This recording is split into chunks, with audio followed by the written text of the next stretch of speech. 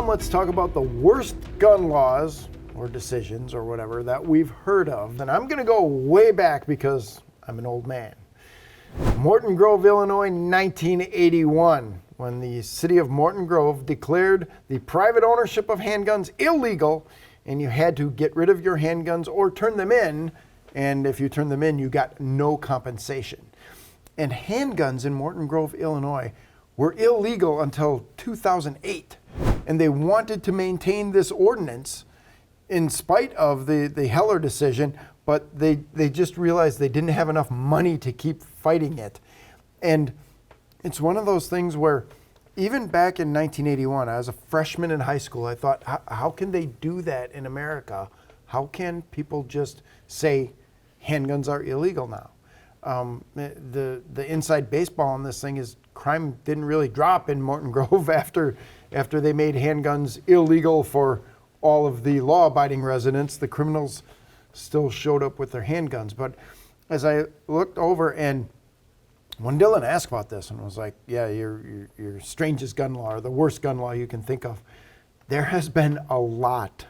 And I mean, what do we have, 20,000 gun laws on the books now or more that you know, the most regulated industry of all time. But that was the one that stood out to me, was that a village board or a municipal board could just decide, yep, we're going to make handguns illegal and you can't own them.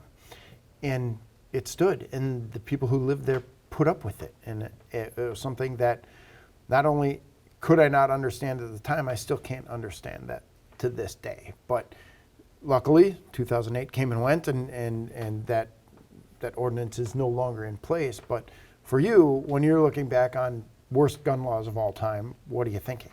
Unfortunately, you're right. That's a deep bench, and it's not getting better. I mean, we see some states lean into individual rights and respect what the Supreme Court says, and then we see other states that seem to be doing everything possible to trample the Constitution and individual rights in the Second Amendment. Unfortunately, that gives us a lot of examples of, well, there's this one, but then there's that one, and it turns into a vicious game of can you top this?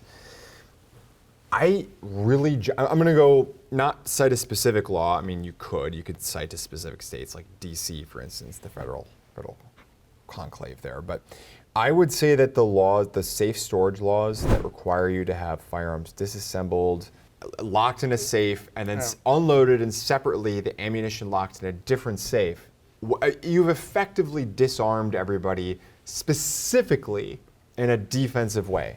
What you're saying is you can have firearms if you want to go rob a store, you want to go to knock over a liquor store, you want to go be drunk and do something, you want to do bad things offensively, great. We're just going to penalize the people who want to use their guns in self-defense. Yeah, that's absolutely, and I hadn't thought about that. That only impacts the people who might use a gun in self-defense as a personal defense tool, because now you have to access that firearm, assemble it or unlock it or whatever it is that you have to do, and then go get the ammo, and then, I mean, by that time, yeah. By that time, you're better off with the 9-iron. Yeah, and we've been watching these gun laws, and I shouldn't say been watching, but you know, what, National Firearms Act 1934, something like 34, 35, and then Gun Control Act of 1968, and then 1986, 87, and then the assault weapons ban in the 90s, and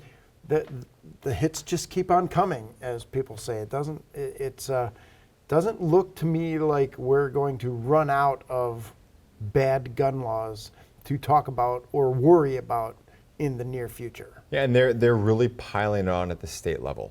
I mean, that's what we're seeing coming out of New York, New Jersey, coming out of Connecticut, Rhode Island, Maryland, Illinois, New Mexico, of course, was in the news quite a bit recently. Yeah. We've got Washington State, Oregon State, California, Hawaii. I mean, the hits just keep on coming.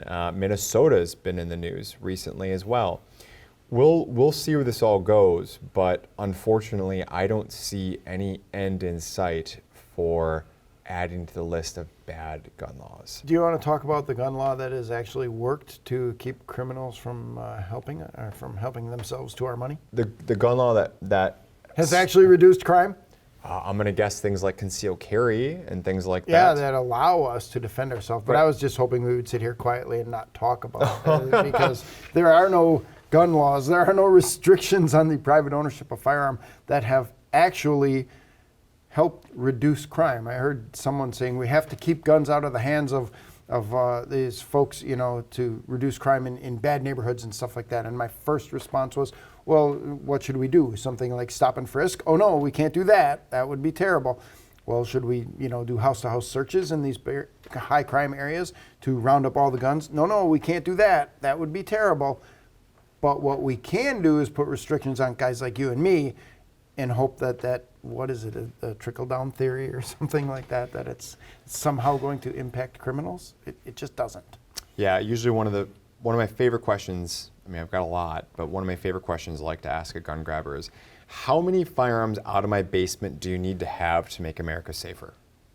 Just how many? Yeah. Like, tell me the number of what you need out of my basement to save urban America. And I say urban America specifically because if you look at the FBI crime statistics, two things stand out. One is we have what criminologists refer to as the law of crime concentration, whereby approximately 1 to 1.5% of the streets in America account for about a quarter of the violent crime, including homicides.